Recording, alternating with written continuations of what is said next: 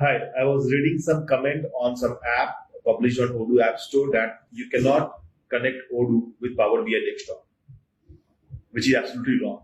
You can connect Odoo with Power BI desktop version, and you can make your own dashboards. You can do data modeling, data validations, whatever you want, you can do that, and you can connect.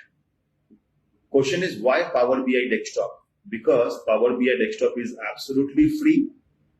You can connect with any database. You can do data modeling. You can make your own reports.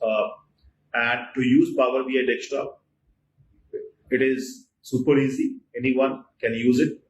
You doesn't require any technical knowledge to make your own dashboards and play with the dashboards. Okay. And most important, once you work, design some dashboard and reports on Power BI desktop, you can publish on Power BI Cloud also. Thank you.